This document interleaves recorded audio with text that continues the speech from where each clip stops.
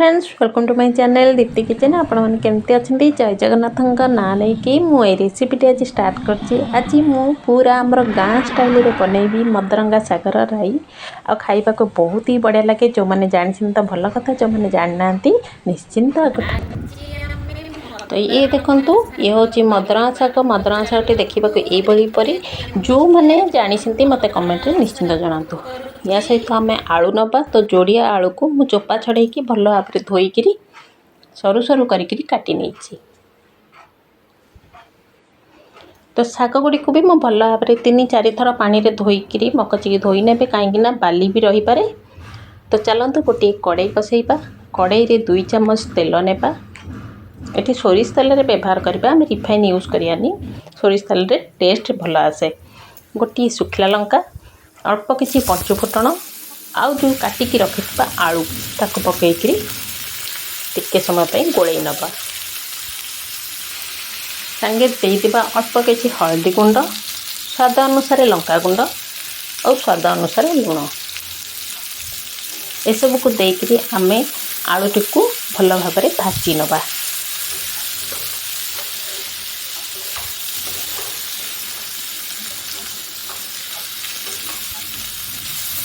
तो देखंतु आलूटी भल भाव में भाजी हो गला परे एथिरे काटिकी रखिथिबा मदरंगा शाग को देइदबा। मो हाथ कटि जाइथिला तेणु पई मो मदरंगा शागटी को बेसी चुन चुन करिके काटि पानी। आपण माने आकु जिते चुन चुन करी काटिपा को चेष्टा करिवे ताले शागर टेस्ट आहुरी आसीबो।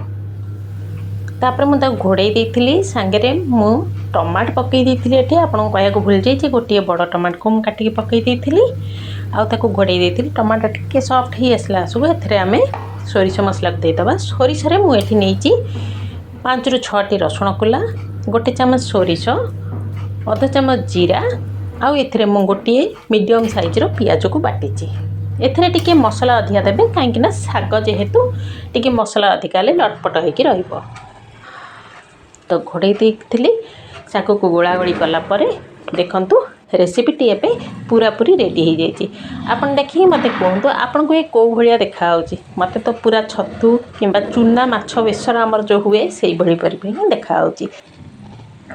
बहुत लोग केवल भाजी खाती। आपण मैंने निश्चिंत गोटे थर राई करी ट्राए करंतु।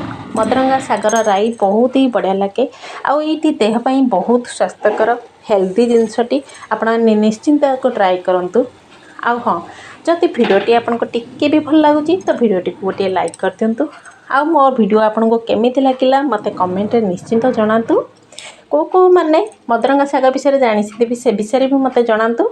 आउ जो मैंने चैनल नुआ एपंत चैनल को सब्सक्राइब करना चैनल को सब्सक्राइब कर दिया।